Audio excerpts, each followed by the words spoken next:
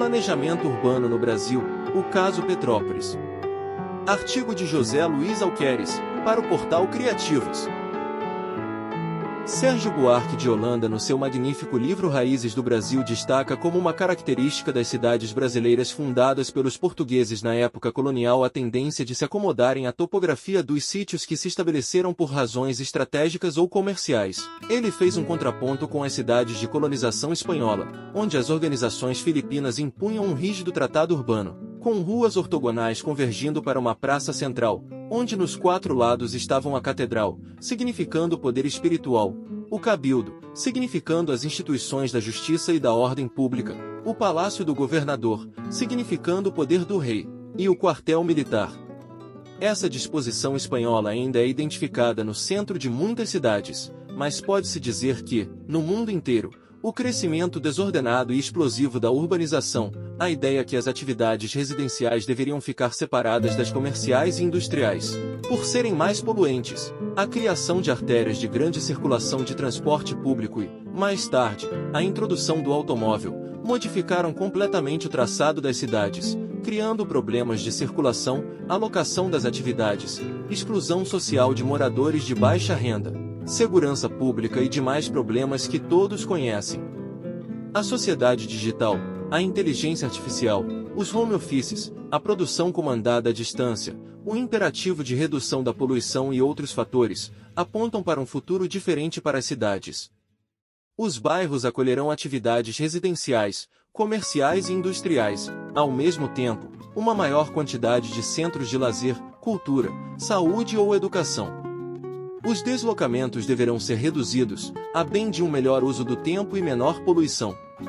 A transformação sugerida acima deve ser objeto da imediata preocupação dos poderes públicos, e para citar um exemplo, lembro de Petrópolis, cujo plano urbano do Major Coelher, de 1840, funcionou bastante bem até 1920, quando, a partir dessa época, sucessivos desvirtuamentos foram admitidos, resultando na atual caótica existência de 30 mil residências em áreas de risco de deslizamentos ou inundações. Para se ter ideia, isso corresponde a 1/3 do total de habitações da cidade. A correção dessa situação de Petrópolis, de forma humanizada, impõe uma estratégia de ações continuadas ao longo de uns 20 anos. Essa estratégia deve prever consórcios intermunicipais para que as residências em áreas de risco sejam transferidas para locais de topografia mais favorável nos municípios vizinhos de Areal e Três Rios, onde o Vale do Piabanha é mais largo.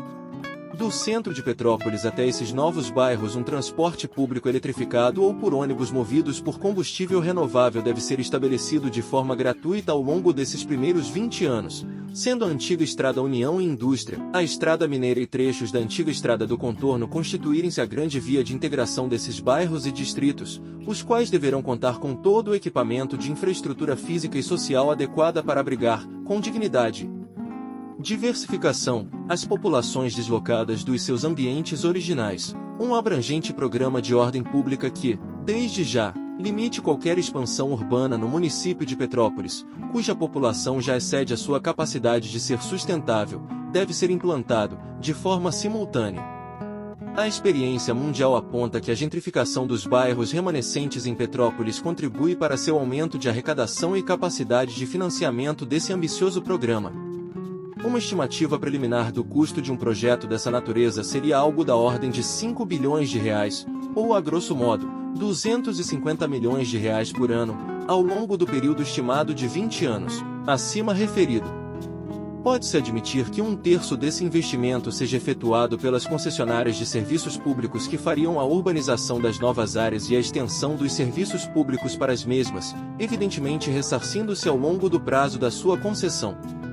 Outra terça parte dos investimentos caberia ao poder municipal que, para isso, complementaria recursos próprios com os que pudesse levantar nessa reciclagem de áreas urbanas, através de contribuições de melhoria e IPTU oriundas dos imóveis residenciais, comerciais e industriais beneficiados por esse processo.